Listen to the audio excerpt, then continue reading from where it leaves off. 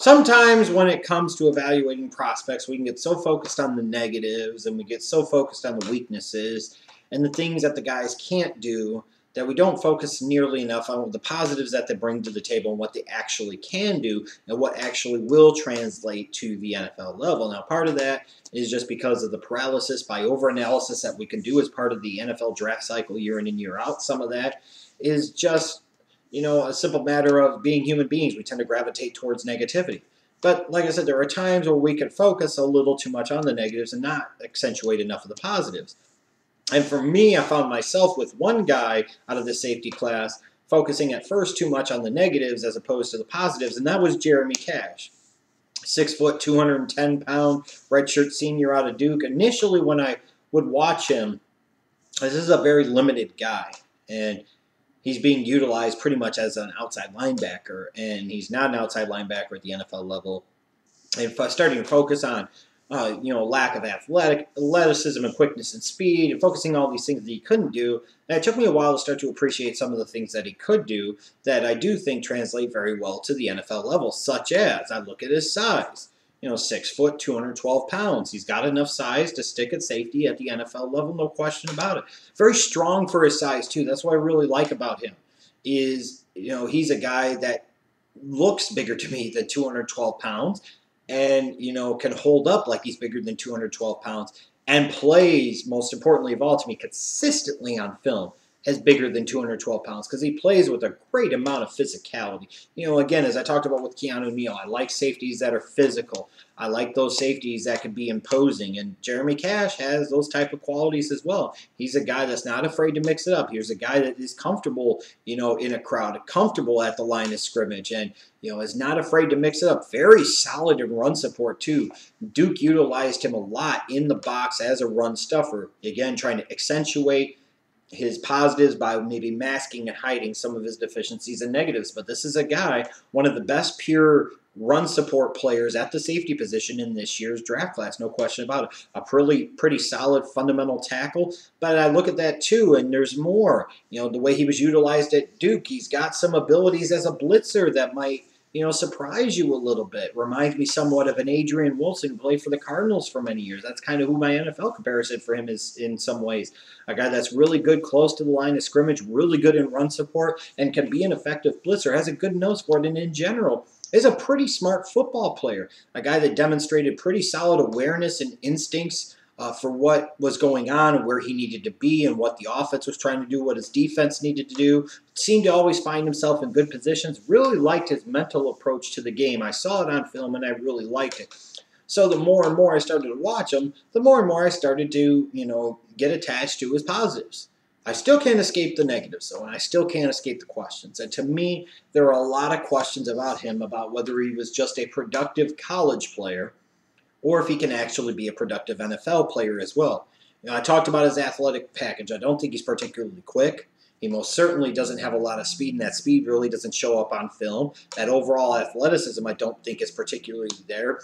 He doesn't strike me as a sideline-to-sideline type of guy, and I think in part the way he was utilized at Duke kind of hints to the fact that he was hurting in some of these areas because for a player that was so productive in the role that he had, if he would have been able to do more, don't you think the Duke defense would have asked him to do more?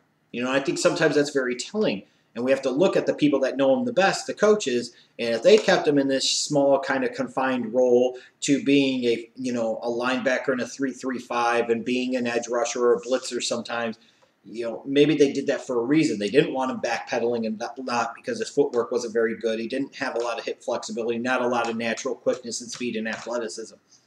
He wasn't asked to cover a lot, and I have some concerns about whether he can cover anybody at the NFL level, frankly. Maybe with his awareness and instincts and mental approach to the game and his mental aptitude, his football IQ, he could at least be effective as a zone cover guy given time to develop that trait. But you're already talking about a redshirt senior, a safety who lacks coverage ability. Is he ever going to be anybody you really feel confident about in a man-to-man coverage situation? I don't know about that. Even in a zone situation, it's something he wasn't asked to do a lot at Duke. So, again, he's coming into the league at 23, 24 years of age, and you're going to be asking him to learn how to play a new style of football, and there's going to be a period of transition there. I don't think his ball skills are all that particularly good. In part, it was hard for him to show ball skills because he wasn't a coverage guy a lot. One thing that concerns me too about a guy that plays that much in the box, he has to have gap discipline and be good in his pursuit angles that he chooses. And there are many times when he was on the outside that he was expected to hold, contain, or make a good pursuit angle, and I thought he would get himself out of position because he was so eager to try and get there and make the big play, make the tackle, make the hit, similar to a Keanu Neal from Florida, that I sat there and I saw him, a lot of times he's heading in one place and the back or receiver is 2 or 3 yards past him by the time he got to where he needed to get to. And I have some serious concerns about that. And I think, again, it only accentuates the negative of the lack of quickness, speed, and overall athleticism that he has. And then I look at him, too, and again, talking about the way he was utilized in the system that he was in. To me, he's a bit of a safety linebacker tweener. Does he really have the natural coverage skills to play free or even strong safety? I don't know about that. Is he big enough to really play linebacker? I don't know about that. Again, a guy 210 to 215 pounds is his comfortable playing range. Do you really want to have a 215-pound outside linebacker in a 4-3 or a 215-pound inside linebacker in a 3-4? People always bring up the Deone Bucannon type of comparisons, but Deone Bucannon is a far superior athlete to Jeremy Cash. So there are things that Deone Bucannon could do that Jeremy Cash just can't do and will not ever be able to do. And again, I look at him and I just say, where does he play at the NFL level? What is his natural fit? And when looking at him overall and projecting him for the NFL level, I think it's a legitimate concern. Like I said, there are plenty of things that he does well. And I think coaching staffs and scouting departments, there will be those that really like him as a prospect and look at him and say he could do some positive things for them. And I don't disagree. I think this is a guy that can be a contributor at the NFL level. I think this is a guy that could potentially be at least a mid-level adequate starter at the NFL level. But in terms of big-time upside and big-time starter potential, I just don't see it. Again, a safety already 23, 24 years of age, lacking in athleticism and coverage ability or experience. Who seems better suited to play linebacker than he does safety. I just don't know.